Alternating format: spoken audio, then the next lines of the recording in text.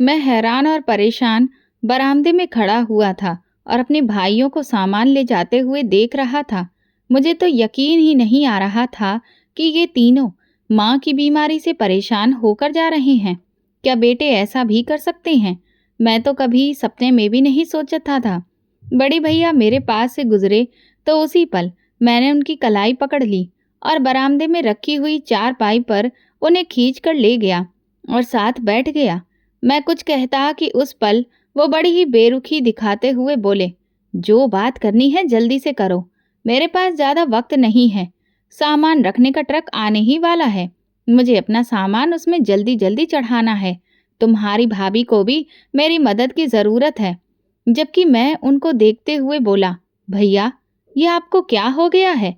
Mummy की जिम्मेदारी हम चारों पर है। आप इस तरह से मम्मी की जिम्मेदारी से मुंह कैसे मोड़ सकते हैं? शादी हो जाने का मतलब माँ बाप को भूल जाना नहीं होता है, बल्कि हमेशा अपने रिश्तों को संभाल कर रखना होता है। आप ऐसे कैसे मम्मी को छोड़कर जा सकते हैं? आप बहुत अच्छे से जानते हैं कि उनकी जान आप में ही बसती है। जबकि वो तुरंत ही तड़प से बोली, मम्मी की वजह से ही कल मेरी बेटी मरते मरते बची है। मैं अपनी पत्नी और बच्चों की जिंदगी पर किसी भी तरह का कोई समझौता नहीं कर सकता। मैं भी तुरंत बोला, तो फिर इसमें मम्मी की क्या गलती है? आपकी बेटी कोई नासमझ तो नहीं है, वो पूरे 10 साल की है। उसको भी ये बहुत अच्छी तरह से मालूम है कि मम्मी हाथ पैरों से बहुत कमजोर और लाचार हैं। तो फिर वो उनके आगे आई ही क्यों? आप उसे देखते, लेकिन इस तरह से घर छोड़कर कैसे जा सकते हैं? भला एक बार तो सोचिए कि मम्मी आपके बिना कैसे रहेंगी? वो तुरंत बोले, देखो मैं तुम्हें साफ साफ बता दूं, इन सारी बातों का मकसद मुझे सिर्फ और सिर्फ वक्त की बर्बादी ही लग रहा है। इसलिए बेहतर यही होगा कि अगर तुम्हें भी मम्मी से इतनी ही दिक्कत हो रही है और तुम भी उनकी जिम्मेदारी नहीं उठा सकते हो, तो आराम से उन्हें जाकर किसी भी ओल्ड एज होम में रहने के लिए छोड़ दो। वहां पर ऐसी बहुत सारी औरतें होती हैं जिन्हें उनके बच्चे छोड़ देते हैं और वहां अच्छे तरीके से उनका इलाज भी किया जाता है और ख्याल भी रखा जाता है, और एक वक्त के बाद उन्हें भी वहां पर रहना अच्छा लगने लगता है, क्योंकि अपने ही जैसे और भी बहुत सारे लोग उन्हें मिल जाते हैं ना। तो मेरे पास इलाज के लिए पैसे हैं और ना ही अब मुझ में इतनी हिम्मत है कि मैं मम्मी के साथ अब इस घर में एक ही छत के नीचे रहूं। मेरी पत्नी ने तो साफ साफ कह दिया है कि अगर मैं अब अलग घर में नहीं गया तो वो मुझे छोड़कर चली जाएगी। अब तुम खुद देख लो, मेरे छोटे छोटे बच्चे हैं। मेरी पत्नी अगर उन्हें लेकर चली गई तो मेरे बच्चे तो बाप के प्यार से महरूम हो जाएंगे और एक बेइज्जती भरी जिंदगी गुजारेंगे जैसे कि हमने गुजारी थी। और मैं ऐसा बिल्कुल भी नहीं चाहता।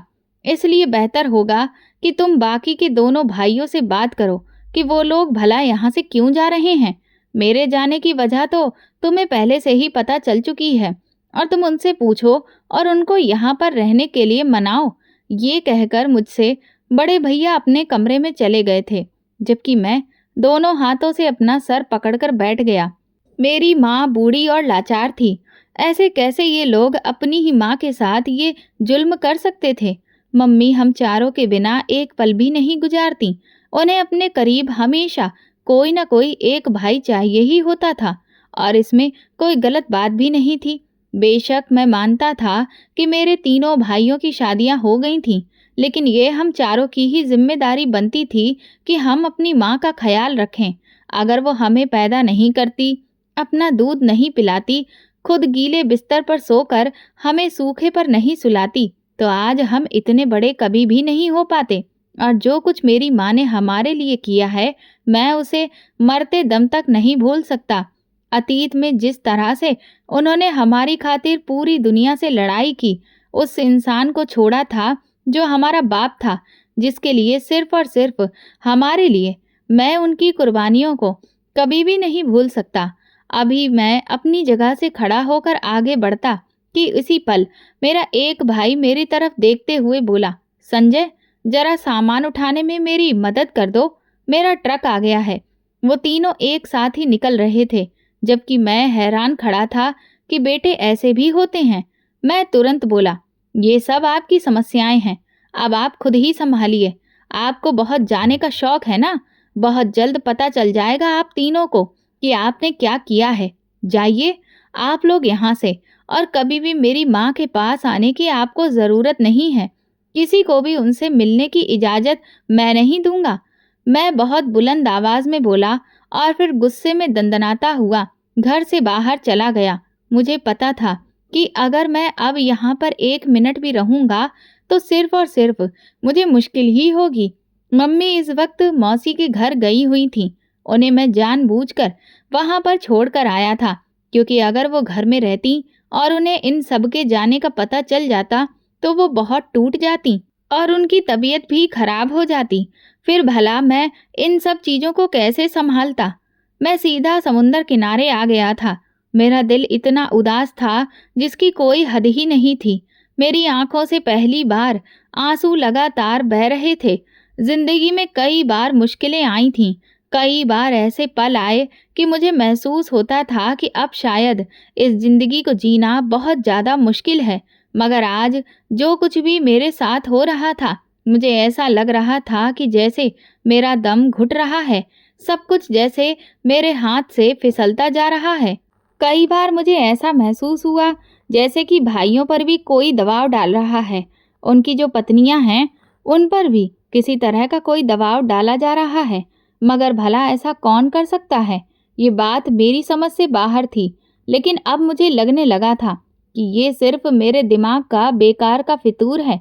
मैं खुद को झूठी तसल्लियां दे रहा हूँ और ये मानना नहीं चाहता कि मेरे भाई बदल गए हैं। सच्चाई तो ये है कि वे लोग खुद ही यहाँ से जाना चाहते थे, क्योंकि उनकी पत्नियां मेरी माँ की सेवा नहीं कर पा रही थी और मैं भी अब तय कर चुका था कि मैं शादी ही नहीं करूँगा। शादी करना सिर्फ और सिर्फ अपनी माँ को तकलीफ पहुँचाने के बराबर है।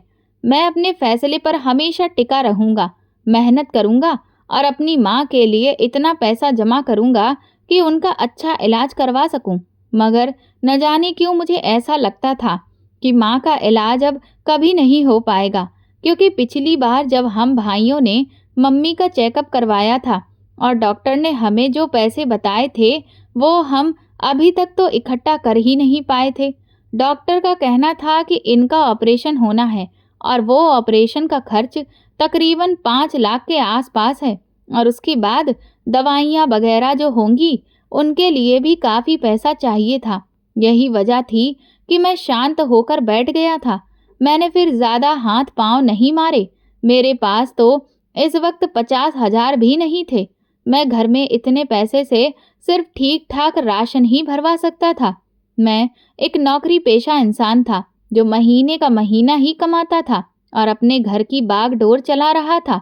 मुझे वहां पर बैठे हुए अभी कुछ ही देर हुई थी कि तभी मेरा मोबाइल बजने लगा। मोबाइल निकाल कर देखा तो सामने मौसी का नंबर जगमगा रहा था। मैंने तुरंत कॉल रिसीव की। मैं हेलो कहता इससे पहले ही वो हड़बड़ाकर बोली, बेटा तुम जल्दी से घर आ जाओ, तुम्हारी माँ वापस जाने की तैयारी कर रही है। वो बहुत बेचैन हो रही है। उसे मन ही मन महसूस हो रहा है कि उसके बच्चे उसे छोड़कर जा रहे हैं और इसीलिए वो बहुत ज़्यादा शोर कर रही है। मेरे लिए अब उसे संभालना बहुत मुश्किल हो रहा है। मौसी की बात सुनकर ऐसा लगता था जैसे किसी ने मेरा दिल मुट्ठी में जकड़ लिया हो। मैं तुरंत ही बोला, नहीं मौसी, उन्हें किसी के भी साथ वहां पर भेजने की कोई ज़रूरत नहीं है। अगर मम्मी वहां पर गईं और उन्हें पता चल गया कि वहां पर क्या हो रहा है, तो उन्हें तो हार्ट अटैक ही आ जाएगा। आप चिंता मत करिए, मैं बस आ रहा हूँ। मैं आकर उन्हें संभाल लूंगा। ये कहते ही मैं जल्दी जल्दी वहां से निकलकर सीधा मौसी के घर की तरफ रवाना हो गया। मुझे पता था अगर मम्मी घर पहुंच गई तो एक बहुत बड़ी मुसीबत खड़ी हो जाएगी, और मेरे सोचने के बिल्कुल मुताबिक ऐसा ही हुआ था। एक काफ़ी लंबा रास्ता तय करके मैं मौसी के घर पहुंचा तो वो मुझे दरवाजे पर ही मिल गईं और मुझे देखते हुए बोली, मैं तो दीदी को रोकने की बहुत कोशिश कर रही थी, लेकिन वो तो रुकना ही नहीं चाहती थीं। अपनी लाठी लिए वो अकेले ही घर से निकल रही थीं। इसलिए मजबूरन मुझे रवि को उनके साथ भेजना पड़ा। तुम जल्दी से चले जाओ, क्या पता तुम्हारे भाई वहां से निकल चुके हों। मैंने गहरी सांस ली और मौसी को देखते हुए कहा, आप उन्हें कसकर पकड़कर बैठ जाती। आपने उन्हें भला क्यों जाने दिया? आपको पता है ना कि घर में इस वक्त कितना कोहराम मचा हुआ है। हे भगवान, अब क्या होगा? मेरी माँ का ये सोचते ही मेरा दिल तड़प उठा था। मेरे पास मेरी माँ के अलावा और कोई भी खास रिश्ता नहीं बचा था। मैं सिर्फ और सिर्फ अपनी माँ पर ही भरोसा करता था। उन्हीं में अपनी दुनिया देखता था। भाइयों ने तो कभी भी मुझे समझा ही नहीं, और अब ना ही मैं उन्हें समझना चाहता था। मैं तुरंत ही घर की तरफ दौड़ पड़ा। फिर जब मैं घर पहुंचा तो जैसे बुरे बुरे ख्याल मेरे मन में चल रहे थे, बिल्कुल ठीक वैसा ही हुआ। मेरी माँ उस वक्त मेरे बड़े भाई के पैर पकड़कर जमीन पर बैठकर बहुत बुरी तरह से रो रही थी। अजय बेटा, मुझे छोड़कर मत जाओ। मैं तुम्हारे बिना कैसे रहूंगी? तुम तो अच्छे से जानते हो कि मुझे तुम्हारा चेहरा देखे बिना नींद भी नहीं आती है। अजय, ऐसा मत करो। मैं वादा करती हूँ कि मैं तुम्हारी बेटी के साथ कभी खड़ी भी नहीं होंगी। मैं उससे बात भी नहीं करूंगी और कभी भी तुम्हारी पत्नी को कोई भी काम नहीं बताऊंगी। हाथ जोड़ती हूँ बेटा, ऐसा मत करो। मुझे छोड़कर मत जाओ। मैं तुम सबके बिना नहीं रह सकती। उन्होंने हाथ बढ़ाकर दूसरे भाई का हाथ भी पकड़ लिया, जबकि तीसरा भाई बड़े ही गुस्से में आकर बोला, मम्मी, यहाँ पर तमाशा लगाने की जरूरत नहीं है। अब जो होना था सो हो चुका है। कल तुमने बड़े भैया की बेटी को मारने की कोशिश की थी। कल को तुम हम दोनों के बच्चों को भी मारने की कोशिश करोगी। हम ये सब अपने बच्चों के साथ बर्दाश्त नहीं कर सकते हैं। तुम चुपचाप अपने छोटे बेटे के साथ रहो। वही तो तुम्हारा बहुत लाडला है और हमें कुछ नहीं चाहिए तुम्हारे इस घर से और तुमसे भी। उसकी बात सुनकर मम्मी हाथ जोड़कर बोली, बेटा, मुझ बुढ़िया पर दया खा लो। मैं तुम्हारी माँ हूँ। मैं सच कहती हूँ, मैंने उस बच्ची को मारने की कोशिश नहीं की। तुम्हें तो पता है ना कि मुझे इन बूढ़ी आंखों से अब ठीक से दिखाई तक नहीं देता है और ना मेरे हाथ पांव काम करते हैं। मैं जैसे तैसे तो सहारा लेकर चलती हूँ और बस इसी बुढ़ापे की वजह से मुझसे गलती से धक्का लग गया था। भला मैं अपनी ही नातिन के साथ ऐसा क्यों करूंगी? माँ लगातार रो रो कर दुहाई दे रही थी, लेकिन मेरे भाइयों पर तो जैसे कोई भी चीज का असर ही नहीं कर रही थी। तभी माँ कहने लगी, डरो उस दिन से जब तुम्हारी औलादें भी तुम्हें इसी तरह से छोड़कर चली जाएंगी। ये दिन दूर नहीं है और जो तुम इस दुनिया में बोओगे वही तुम्हें एक दिन काटना भी पड़ेगा। इसीलिए बेटा, मैं हाथ जोड़कर भीख मांगती हूँ, ऐसा कुछ भी मत करो। इससे पहले कि मम्मी और भी कुछ कहती, बड़े भैया ने अपना हाथ छुड़ाते हुए और उन्हें झिड़कते हुए कहा, मेरे साथ ये जज्बाती बातें करने की कोई ज़रूरत नहीं है।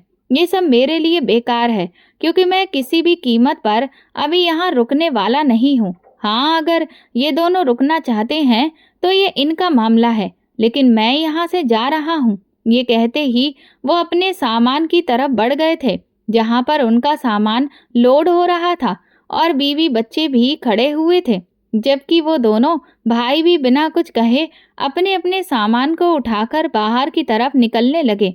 मम्मी उनके पीछे भागना चाहती थी, लेकिन इस बुढ़ापे ने उन्हें लाचार कर दिया था।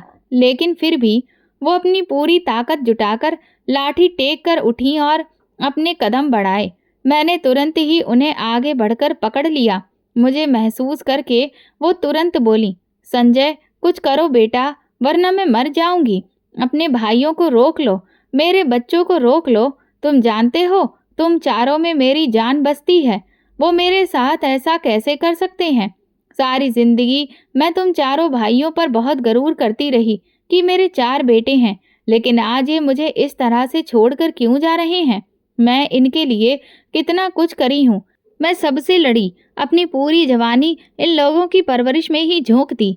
ये मेरे साथ ऐसा जुल्म नहीं कर सकते। इनकी खातिर मैंने कभी दूसरी शादी भी नहीं की, अपनी कोई नई जिंदगी नहीं बनाई और आज मैं अकेली रह गई। सिर्फ इन सबकी खातिर इन्हें रोक लो बेटा, वरना मैं मर जाऊंगी। मैं इनकी जुदाई को बर्दाश्त नहीं कर सकती।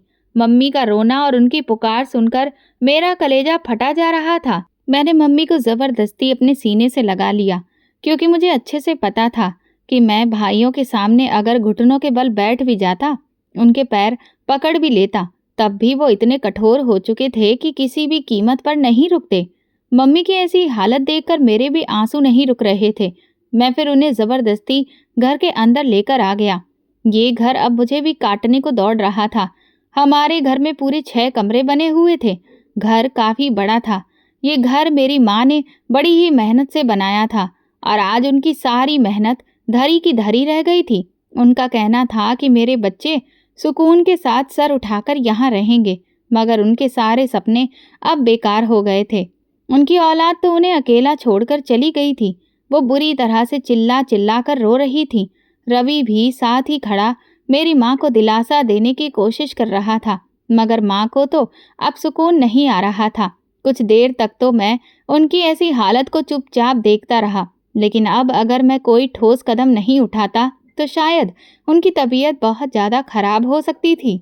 इसीलिए ज़बरदस्ती उन्हें मैं उनके कमरे में लेकर गया और नींद की गोली दे दी ताकि वो कुछ देर आराम कर सकें, मगर वो अभी भी लगातार सिसकियां ले रही थीं।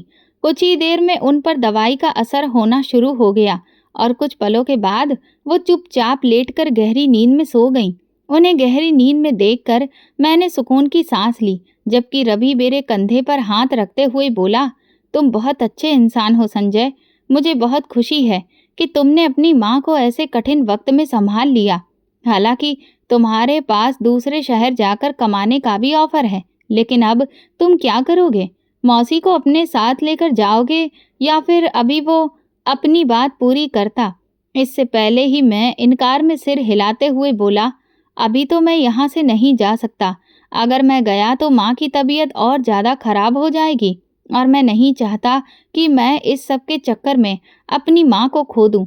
मौसी को कहना कि रात तक या फिर सुबह तक यहाँ पर आकर माँ से ज़रूर मिल जाएं। माँ को इस वक्त उनकी बहुत ज़रूरत है, क्योंकि एक बहन ही अपनी बहन का दर्द अच्छी तरह से समझ सकती है।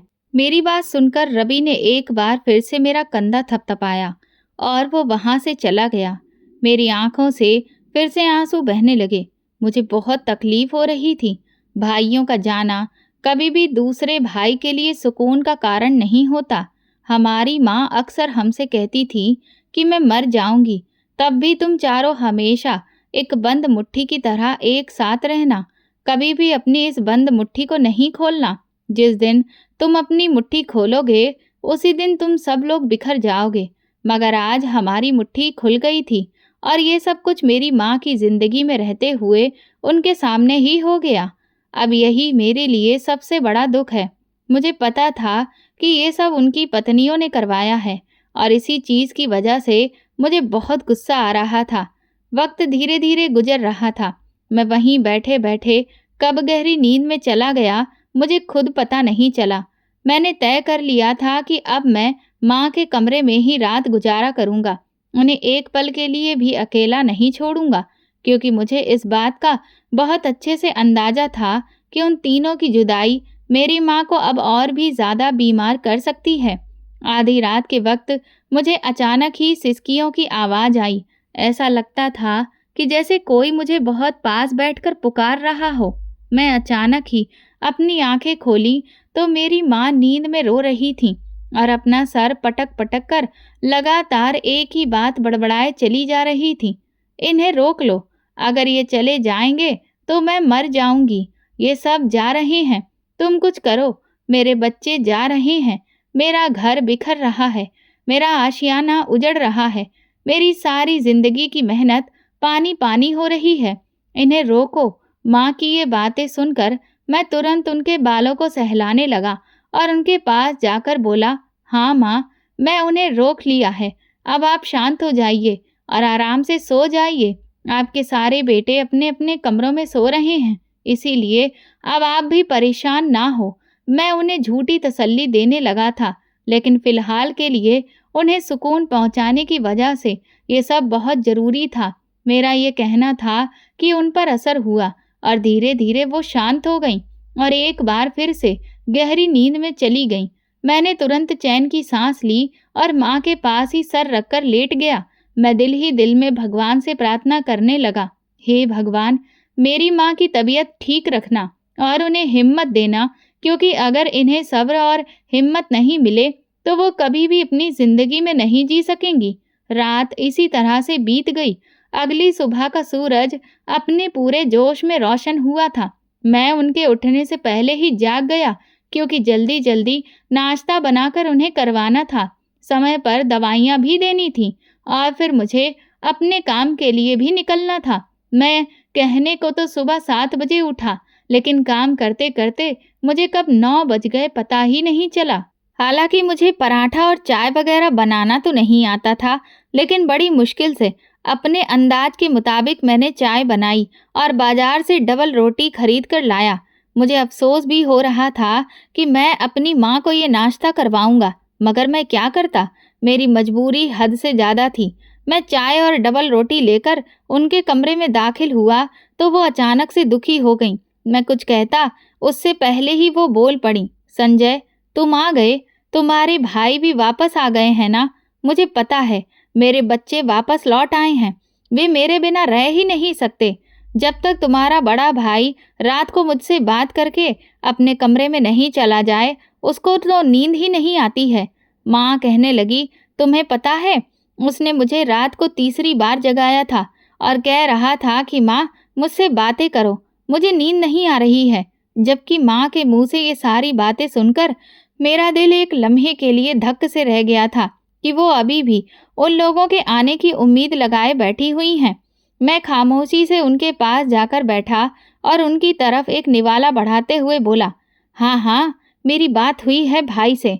हो सकता है कि वो शाम तक चक्कर लगाएं, लेकिन अभी तो नहीं आए हैं, क्योंकि नए घर में सामान शिफ्ट करने में समय लगता होगा ना। उनके बच्चे भी छोटे हैं और इस तरह से उन्हें छोड़कर आना ठीक भी नहीं लगता।" तभी माँ कहने लगी, "लेकिन मुझे तो कल रात को ऐसा महसूस हुआ था कि तुमने कहा है कि वो लोग वापस आ गए हैं।" माँ एकदम से बेचैन होकर बोली। उनकी बात सुनकर पल भर के लिए मेरी आंखों में आंसू आ गए। मैं अपने आंसू साफ करके तुरंत संभल कर बोला, "अरे मम्मी, आपको क्या हो गया है? आपके कान बज रहे हैं। आप नींद की गोली के असर में सो रही होगी। आपने ज़रूर कोई सपना देखा होगा। अच्छा, प्लीज़ अभी तो आप जल्दी-जल्दी नाश्ता कर लीजिए, ताकि मैं अपने काम के लिए निकल सकूं। मुझे हर रोज़ बहुत देर हो जाती है, तो मेरा मालिक गुस्सा करता है।" मेरी बात सुनकर मम्मी तुरंत बोली, "अरे हाँ, तुमने मुझे बताया था। अब मैं क्या करूँगी? तुम्हें तो सुबह 8 बजे जाना होता है ना? अभी क्या समय हो रहा है?" मैंने घड़ी की तरफ देखा, तो वहाँ पर 10 बज रहे थे। मैंने गहरी सांस ली, तो थोड़ा परेशान होकर बोला, "अभी तो 10 बज रहे हैं, लेकिन कोई बात नहीं, मैं वहाँ जाकर बात संभाल लूँगा और जल्द ही एक नौकरानी का बंदोबस्त भी करता हूँ, क्योंकि अगर इसी तरह से चला, तो फिर तो हम दोनों ही परेशान हो जाएँगे काम को लेकर। मेरा मालिक बिल्कुल भी कोई ढीलापन बर्दाश्त नहीं करता है।" मेरी बात सुनकर मम्मी तुरंत बोलीं, "नौकरानी रखने से हमारी मुसीबत का कोई हल नहीं निकलेगा बेटा। पिछली गली में 3 बार नौकरानी चोरी करके चली गई। आजकल की बाहर की औरतों पर तो बिल्कुल भरोसा ही नहीं किया जा सकता है। तुम अपने भाइयों से ही मिलो, उनसे बात करो और उन्हें समझाने की कोशिश करो। संजय बेटा, उन्हें तुम यहाँ वापस लेकर आओ। तुम जानते हो ना कि तुम्हारी माँ उनके बिना नहीं रह सकती। वो लोग मेरे बारे में क्यों नहीं सोच रहे हैं? मैं ना तो कभी उनकी पत्नियों को डाँटा है, ना झटका है। फिर मेरे साथ वो ऐसा क्यों कर रहे हैं? क्या मैं तुम्हारे बाप को छोड़कर गलती की थी?" माँ की बात सुनकर मैं तड़प कर बोला, "बिल्कुल भी नहीं। जो कुछ उन्होंने आपके साथ किया था, ऐसे आदमी की तरफ तो देखना भी पाप है। आपने बहुत अच्छा फैसला किया था और मैं आपके इस फैसले के साथ हूँ और किसी की भी ज़रूरत नहीं है। मैं ही अपनी माँ के लिए काफ़ी हूँ। मैं आपको सुबह का नाश्ता भी करवाऊँगा और दिन में भी आकर आपको खाना खिलाऊँगा और रात में भी आपकी सेवा करूँगा। शाम की चाय भी बनाकर दूँगा। आपको किसी भी तरह की कोई फ़िक्र करने की ज़रूरत नहीं। आपके अंदर अभी भी इतनी ताकत है कि आप अपनी लाठी के दम पर पूरे घर में घूम सकती हैं, बाथरूम भी जा सकती हैं। फिर आप किस बात की टेंशन ले रही हैं? बाकी घर से बाहर मैं ताला लगाकर जाऊँगा और एक चाबी मौसी को दे दूँगा। अगर कोई भी दिक्कत हुई तो मौसी तुरंत ही आपके पास आ जाएँगी। टेलीफ़ोन रखा हुआ है, आपको सिर्फ़ उसको उठाकर बात ही तो करनी है। आप मेरी बात समझ रही हैं ना? उन्होंने ध्यान से मेरी बात सुनी और हाँ में सिर हिला दिया। बुढ़ापे में अक्सर माँ बाप को हमारी बातें ठीक से समझ में भी नहीं आ रही होती हैं, क्योंकि उनका दिमाग भी उतनी तेजी से काम नहीं करता है जितना हम चाह रहे होते हैं। इसीलिए बहुत ही संभल संभल कर और आराम से एक एक बात उन्हें समझानी पड़ती है। मैंने तुरंत जल्दी जल्दी उन्हें नाश्ता करवाया और उनके माथे को चूम कर जल्दी से घर से निकल गया, क्योंकि मुझे बहुत ज़्यादा देर हो चुकी थी। जैसे तैसे रिक्शा पकड़कर मैं अपनी फैक्ट्री पर पहुंचा तो मेरे सोचने के बिल्कुल ठीक मुताबिक फैक्ट्री में कदम रखते ही बड़े मालिक के केबिन में मुझे याद कर लिया गया। ये फैक्ट्री भले ही बहुत बड़ी थी, लेकिन एक एक वर्कर पर गहराई से नज़र रखी जाती थी। इसी वजह से तो ये कंपनी इतनी कामयाब हो रही थी। मैं बड़े मालिक के कमरे में दाखिल हुआ तो वो मुझे देखते ही बुरी बुरी गालियां निकालने लगे। तुम्हें इसीलिए हमने यहाँ काम पर रखा है कि तुम हमारा काम भी ना करो और मुफ्त की तनख्वाह खाओ। यहाँ पर वर्कर्स के आने का समय सुबह 8 बजे का है और तुम नवाब साहब 10:30 बजे आ रहे हो। अब तुम खुद ही बताओ कि मैं किस वजह से तुम्हें काम पर रखूं। मैं तुरंत ही हाथ जोड़कर बोला, साहब ऐसी बातें मत करिए, मैं हमेशा वक्त पर आने की कोशिश ही करता हूँ। कभी भी मैंने जानबूझकर लेट करने की हिम्मत नहीं की है। अगर कोई इमरजेंसी हुई भी है तो मैं ठेकेदार को फ़ोन करके तुरंत बता देता हूँ। दरअसल मेरे 3 भाई, मैं अभी अपनी दुख भरी कहानी सुनाना उन्हें शुरू ही करता कि इससे पहले ही वो बीच में ही मेरी बात काट कर बोले, ये सारी समस्याएं मेरी नहीं हैं कि तुम्हारे साथ क्या हो रहा है और क्या नहीं, तुमने किसको जानकारी दी और किसको नहीं। मुझे सिर्फ मेरा वर्कर वक्त पर कंपनी के अंदर चाहिए, और अगर तुम वक्त पर नहीं पहुंच पा रहे हो तो अपनी बकाया तनख्वाह लो और अपने घर बैठो। यहाँ पर ये मनहूस शकल दिखाने की ज़रूरत नहीं है। मैं यहाँ पर तुम सबकी पंचायत सुनने के लिए नहीं बैठा हूँ, बल्कि बिजनेस चलाने के लिए बैठा हूँ। उस आदमी की बात सुनकर मुझे बहुत अफसोस हुआ, लेकिन मैंने उसे कोई पलटकर जवाब नहीं दिया। बस खामोश रहने में ही अपनी भलाई समझी। चुपचाप उन्होंने मुझे वापस भेज दिया। मैंने अपनी जगह जाकर काम संभाल लिया और जल्दी जल्दी काम करने लगा। दोपहर के 3 बजे मुझे घर के लिए हर हाल में निकलना था, क्योंकि माँ की दवाइयों का वक्त हो रहा था और वैसे भी उनसे भूख बर्दाश्त भी नहीं होती थी, इसीलिए मुझे घर पहुँचना ही था। 3 बजने में अब सिर्फ आधा घंटा रह गया था। जब मैं इजाज़त मांगते हुए ठेकेदार के पास जाकर कहा तो वो गुस्से वाली शक्ल बनाते हुए मेरी तरफ देखकर बोलना चाहा, लेकिन इससे पहले ही मैंने उसके सामने हाथ जोड़कर मिन्नत भरे अंदाज में कहा, मेरा इस वक्त घर पर जाना बहुत ज़रूरी है सर।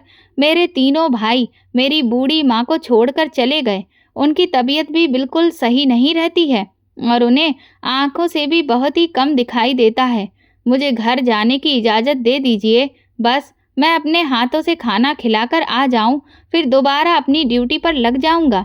मेरी बात सुनकर ठेकेदार बोला, तुम अब मालिक की नज़रों में आ चुके हो। अभी सिर्फ 2:30 बजे हैं।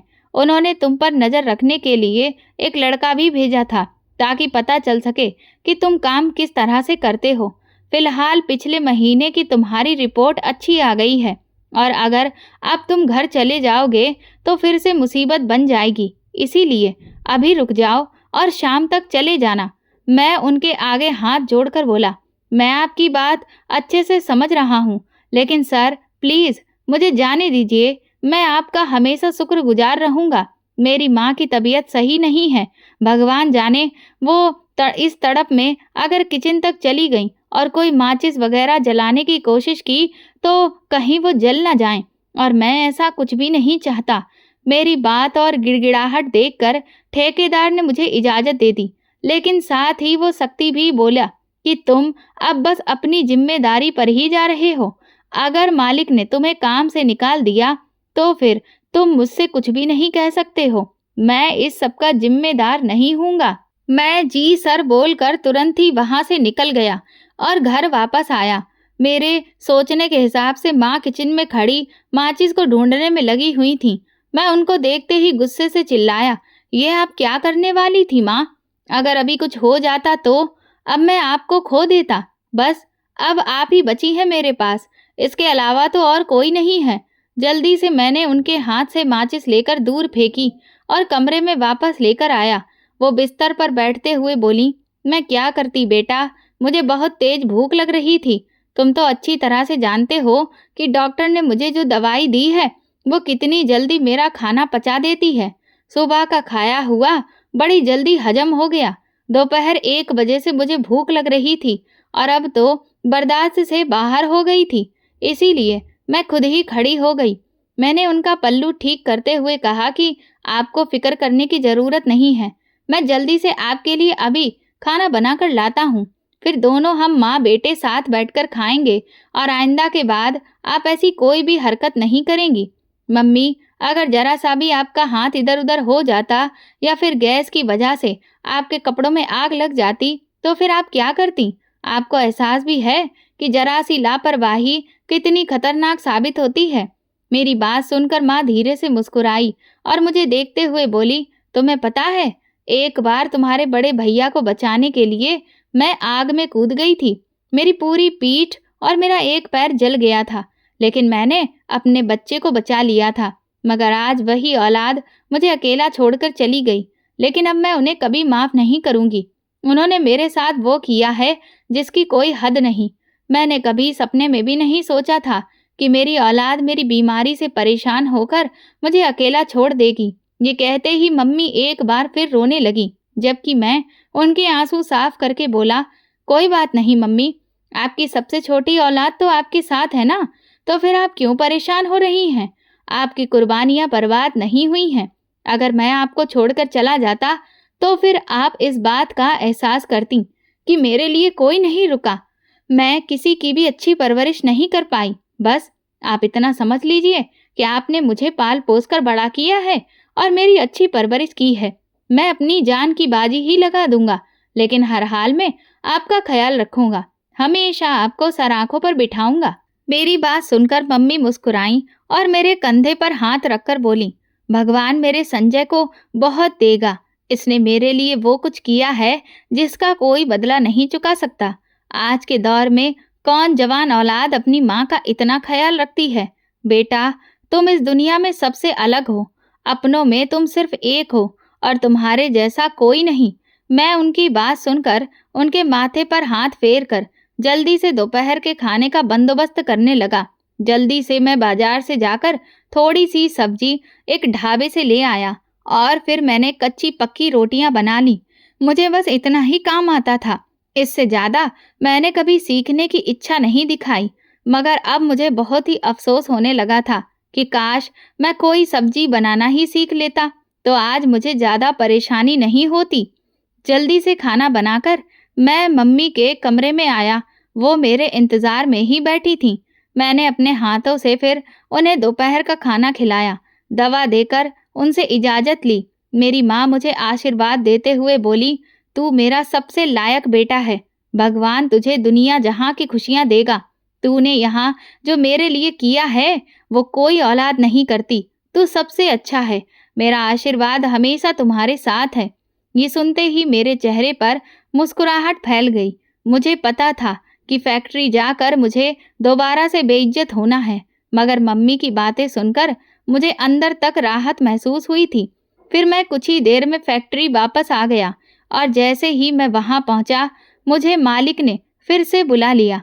धड़कते दिल के साथ जब मैं अंदर गया तो उन्होंने मुझे उसी पल खड़े खड़े नौकरी से निकाल दिया कि मैं तुम जैसे वर्कर को अपनी फैक्ट्री में नहीं रख सकता।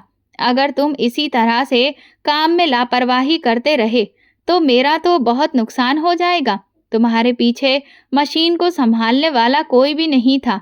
इसका कितना नुकसान हुआ है तुम्हें ज़रा भी एहसास है? उनकी बात सुनकर मुझे बहुत रोना आया। मैंने मालिक के सामने हाथ पैर जोड़कर मिन्नतें की कि मेरे घर में थोड़ी सी दिक्कत हो गई है। मेरे 3 भाई घर छोड़कर चले गए हैं और उनके पीछे मेरी माँ जो बूढ़ी है, जिन्हें ठीक से दिखाई तक नहीं देता, उनका मुझे अकेले ही ख्याल रखना पड़ता है। उन्हें दोपहर का खाना खिलाने के लिए ही तो मैं गया था। बस इसी के लिए मुझे थोड़ी सी मोहलत चाहिए थी।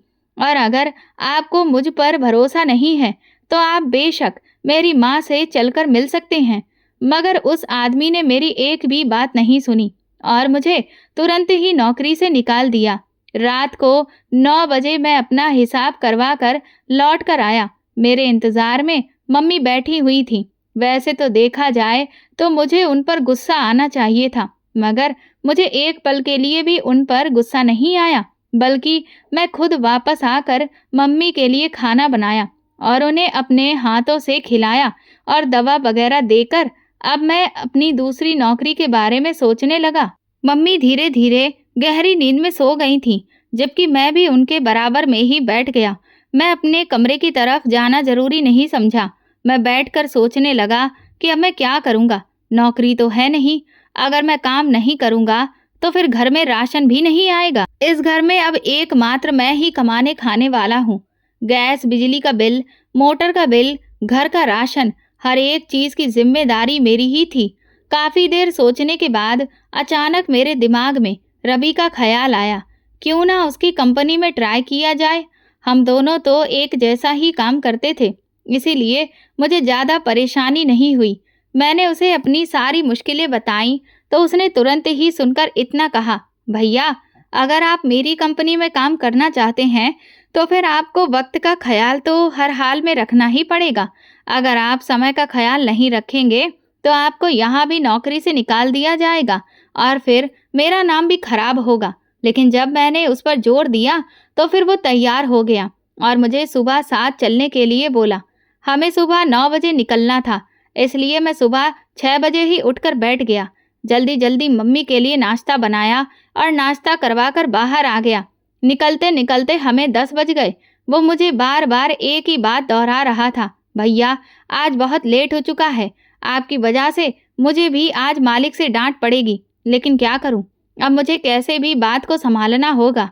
लेकिन देखिए, अगर आप आगे से वक्त की पाबंदी का ध्यान नहीं रखेंगे, तो आपको इस नौकरी के काबिल नहीं समझा जाएगा और निकाल दिया जाएगा। उसकी बात सुनकर मेरा दिल अजीब सी उलझन में पड़ गया और मैं परेशान हो गया कि मम्मी 9 बजे के आसपास ही जागती थीं और अगर मैं उन्हें पहले जगा दूं, तो अक्सर उनकी तबीयत खराब हो जाती थी। फिलहाल तो मैंने रवि से कुछ भी नहीं कहा, बस उसके साथ फैक्ट्री पहुंच गया। मेरे लिए उसने वहां बात की। जब उन्हें बताया कि मैं एक मशीन ऑपरेटर हूं, तो मुझे तुरंत ही रख लिया गया। सैलरी भी काफ़ी अच्छी तय कर दी गई और मुझे अगले दिन से ही काम पर बुला लिया गया। मैं दिल ही दिल में भगवान को धन्यवाद कहने लगा कि कुछ ना सही, कम से कम आज की मोहलत तो मुझे मिल ही गई है। मैं लौटकर घर वापस आ गया। मम्मी के लिए दोपहर का खाना बनाया और उन्हें खिलाया और अभी मैं सब चीज़ों के बारे में सोचने लगा कि आखिर मुझे आगे चलकर क्या करना है। अगर यही सब चलता रहा, तो मुझे आए दिन नौकरियों से निकाल दिया जाएगा और मैं इस तरह से तो ज़िंदगी नहीं गुजार सकता। फिलहाल अगले दिन मैं हमेशा की तरह लेट हो गया। रवि तो मुझे छोड़कर चला गया। पहले ही दिन ठेकेदार ने मुझे खूब सुनाया और सिर्फ एक बात कही, अगर तुम यहाँ वक्त पर नहीं पहुँच सके, तो तुम्हें यहाँ से निकाल दिया जाएगा। तो मैं सिर्फ यहाँ पर 1 हफ्ते के ट्रायल पर ही रखा गया है। तुम्हारे हर काम पर नज़र रखी जाएगी और तुमने जरा भी ऊंच नीच की, तो तुम्हारे साथ साथ तुम्हारे कजन का भी हम ख्याल नहीं करेंगे। हालांकि वो यहाँ पर बहुत पुराना काम करने वाला है। फिलहाल मैंने उनकी बातों का कोई जवाब नहीं दिया। वैसे भी नौकरों को अपने मालिक की डांट फटकार तो सुननी ही पड़ती है, इसीलिए मैंने भी ये बात ज़्यादा दिल पर सवार नहीं की। अगली सुबह हमेशा की तरह मैं फिर से लेट हो गया था। इस बार भी मुझे ठेकेदार ने सख्ती से कह दिया, मगर मुझे पता था कि मैं यहाँ सिर्फ 1 हफ्ते के लिए ही हूँ, इसीलिए मैंने साथ ही साथ दूसरी कंपनी में भी अपनी जगह बनाने के लिए नाम डाल दिया।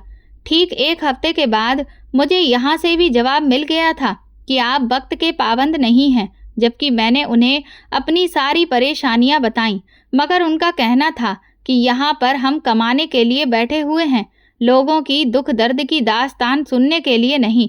अगर आपको काम करना है, तो वक्त का ख्याल रखें। मैं बहुत बेबस हो गया। 2 बड़ी कंपनियों ने मुझे निकाल दिया, यानी 2 जगह पर मेरा नाम खराब हो चुका था। मैं अब कहीं न कहीं टूट रहा था। भाइयों को भी मैंने 1-2 बार समझाने की कोशिश की कि आप अपनी पत्नियों को वापस लेकर यहाँ आ जाइए। मुझे बहुत ज़्यादा परेशानी हो रही है। पर उन्होंने एक ही बात कही कि तुम अगर अपने भविष्य को संवारना चाहते हो तो मम्मी को किसी ओल्ड एज होम में छोड़ आओ। ये बात सुनकर मेरे तन बदन में आग लग गई। मैंने उन्हें बहुत बेइज्जत किया कि आप जैसी औलादें ही होती हैं जिन्हें पैदा होते ही दफन कर देना चाहिए। जिस माँ ने आपको पाल पोस कर बड़ा किया है, आप उसके बारे में ऐसी बातें कर रहे हैं। और मेरी बात सुनकर उन्होंने फ़ोन काट दिया। मुझे भी कोई परवाह नहीं थी। अभी बरामदे में बैठे हुए मुझे कुछ ही देर गुजरी थी कि अचानक मुझे कमरे के दरवाजे की तरफ से आहट महसूस हुई। मैं झट से घूमकर देखने लगा तो सामने अम्मा लाठी की मदद से बाहर आ रही थीं।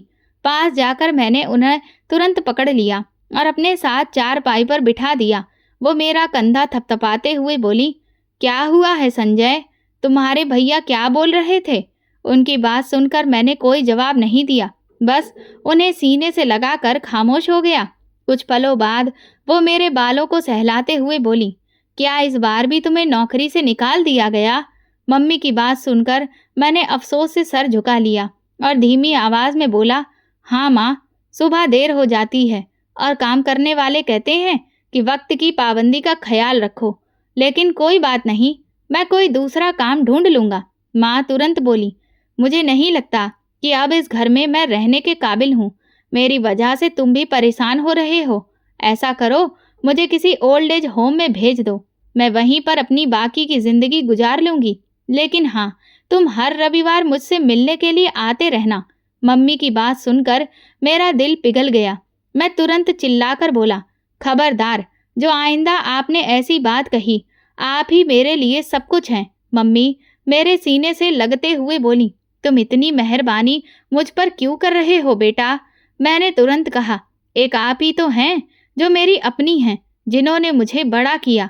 हमारा बाप तो आपका सौदा करके बैठा था, वो आपको बेचने वाला था और वो तो हम सबको भी बेच देता। वो तो एक आप थी जो उनके सामने खड़ी हो गई और उनके खिलाफ जाकर तलाक ले लिया, वरना हम किसी के घर में नौकर बने हुए होते। आज जो पढ़ाई लिखाई हमने हासिल की है, हमारे हाथों में हुनर है, वो कुछ भी नहीं होता, बल्कि हम दर बदर की ठोकरें खा रहे होते। मेरी बात सुनकर मम्मी तुरंत बोली, ऐसा कुछ नहीं है, वो सब तुम सबकी किस्मत में लिखा था। मेरी जगह कोई और माँ भी होती तो वो भी ऐसा ही करती। मैं तुरंत बोला, आजकल के ज़माने में ऐसा कुछ नहीं होता। तलाक होते ही औरतें तुरंत दूसरी शादी कर लेती हैं। हमारी परवरिश की खातिर आपने नौकरी की, हमें अकेले बड़ा किया। आप जैसी माँ को सलाम है और मुझ जैसी औलाद पर लानत है अगर मैं आपको ओल्ड एज होम में छोड़ रहा हूँ। मेरी बात सुनकर माँ मुझे प्यार करने लगी और बोली, संजय, पता है बेटा, तू मेरी वो औलाद है जिसको मैं पैदा नहीं करना चाहती थी, मगर तूने ही बेटे होने का फर्ज अदा किया है। मैं भगवान से दिल से प्रार्थना करूंगी कि तुम सुकून की जिंदगी गुजारो, तुम्हारा परिवार, बच्चे, पत्नी, सब कुछ, सब खुशकिस्मत हो। ये सुनते ही मैं मुस्कुरा दिया, क्योंकि मैं तो दिल ही दिल में ये तय कर चुका था कि मैं शादी कभी करूंगा ही नहीं। धीरे धीरे वक्त गुजरता रहा। मुझे एक नई फैक्ट्री में काम मिल गया। शुक्र था कि वो लोग थोड़ा बहुत मेरी तकलीफ को समझ लेते थे। वहाँ का मालिक काफ़ी अच्छा इंसान था। उसने मुझे नौकरी से नहीं निकाला, लेकिन वार्निंग दी थी कि 10 बजे से पहले तुम्हें फैक्ट्री पहुँचना ही है। अगर तुम 10 बजे के बाद पहुँचे तो तुम्हें निकाल दिया जाएगा। दोपहर में भी वो मुझे 1 घंटा घर जाने की इजाज़त दे देते थे। और आज मैं शाम को 7 बजे छुट्टी के बाद घर वापस आ रहा था कि तभी मैंने देखा कि मेरी जेब में तो इतने पैसे ही नहीं थे कि मैं रिक्शा या टैक्सी ले लेता। महीने का आखिरी भी चल रहा था। अभी इससे पहले कि मैं कदम बढ़ाता, तभी अचानक मेरी नज़र एक लावारिस बैग पर पड़ गई। काले रंग का बैग देखकर न जाने क्यों ऐसा लगा कि वो मुझे अपनी तरफ खींच रहा था। मैं ना चाहते हुए भी उसकी तरफ बढ़ गया। बैग उठाकर देखा तो काफ़ी ज़्यादा वजन लग रहा था। मैंने धड़कते दिल के साथ बैग को खोला तो अगले पल ने मेरी सांस रोक कर रख दी थी। बैग के अंदर काफ़ी गड्डियाँ नोटों की रखी थीं। ऐसा लग रहा था जैसे किसी ने मेरा दिल मुट्ठी में लेकर दबा दिया है। मैंने तुरंत आसपास देखा तो हर तरफ सन्नाटा पसरा था। मैं चुपचाप उसकी जिप को बंद किया और बैग उठाकर घर की तरफ बढ़ गया। मुझे डर भी लग रहा था कि क्या मुझे ये हरकत करनी चाहिए, क्या ये सही है, लेकिन लालच एक बुरी बला है। मैं उस बैग को उठाकर घर वापस आ गया और तुरंत उसे छुपा दिया। 2 दिन तक मैं बिल्कुल खामोश रहा। कुछ समझ नहीं आ रहा था कि मैं क्या करूं। अचानक से इतनी बड़ी रकम देखकर मैं बहुत परेशान था। पैसे भी काफ़ी थे। रात के अंधेरे में मैंने कुछ पैसे गिन लिए थे। ऐसा लग रहा था कि ये तो करोड़ के आसपास होंगे। ठहर कर मैंने आखिरकार फैसला किया कि इस बैग को मैं पुलिस के हवाले कर देता हूँ। लेकिन ये भी पता था कि अगर पुलिस के हवाले करूँगा तो बिना वजह मुझे थाने के चक्कर लगाने पड़ेंगे। इसलिए फिर मैंने फैसला किया कि मैं अब ये पैसे किसी को भी नहीं दूंगा। मैंने फिर उन पैसों से सबसे पहले दुकान खरीदी, जिसमें मैंने ढेर सारा राशन भरवाया, अपनी मम्मी का इलाज कराया और जिंदगी की एक नई शुरुआत की। दुकान को मैंने मेन चौक पर खोला था। धीरे धीरे मेरी आमदनी में इजाफा होना शुरू हो गया। मम्मी का ऑपरेशन हो चुका था, उन्हें अब ठीक से दिखाई देना शुरू हो गया था। दिन दुगनी रात चौगनी में तरक्की कर चुका था। एक दुकान से मैंने दूसरी दुकान खरीद ली। ये सब मेरी माँ के आशीर्वाद का असर था। मेरे भाइयों ने आकर कुछ समय के बाद मेरे सामने हाथ फैलाने शुरू किए कि तुमने न जाने इतने कम वक्त में ये सब कैसे कर लिया, हमें भी बताओ और अपनी दुकान में काम के लिए रख लो। हमारा काम अब ठीक से नहीं चल रहा है, क्योंकि अब फैक्ट्री में हाथ की सफाई नहीं मांग रहे, सब कुछ मशीन से ही हो रहा है। लेकिन मैंने उन लोगों की तरफ मुड़कर भी नहीं देखा जिन्होंने मेरी माँ को छोड़ दिया था। भला मैं उनकी फिक्र क्यों करता। मम्मी ने मेरे लिए एक बहुत ही गुणवान अच्छी लड़की का रिश्ता तलाश कर लिया। मेरा इरादा तो शादी करने का नहीं था, लेकिन मम्मी की पसंद के आगे मैंने सर झुका लिया। वो लड़की वाकई में बहुत अच्छी थी। जिंदगी ने मुझे यही सिखाया कि अगर हम अपने माँ बाप का सच्चाई से हक अदा करते हैं और उनकी कुर्बानियों को याद रखते हैं, मुश्किल वक्त में उनका सहारा बनते हैं, तो भगवान भी अपनी रहमत का दरवाज़ा हमारे लिए खोल देता है। इंसान को खुद भी अंदाज़ा नहीं होता कि किस तरह से भगवान हमारे लिए ज़िंदगी आसान करेगा और किस तरह से सारी मुश्किलों को दूर करेगा। माँ बाप की सेवा भगवान को खुश करने का ज़रिया है। उनका आशीर्वाद इंसान की तकदीर बदल देता है। जो अपने माँ बाप के साथ भलाई करते हैं वो हमेशा खुश रहते हैं। तो दोस्तों, अगर आपको हमारी ये कहानी पसंद आई हो तो कमेंट करके प्लीज़ ज़रूर बताएं। वीडियो को लाइक करें और ज़्यादा से ज़्यादा शेयर करें। अगर आप चैनल पर नए हैं तो सब्सक्राइब ज़रूर करें और नोटिफिकेशन बेल दबाएं ताकि अगली अपडेट सबसे पहले आपको मिले। धन्यवाद।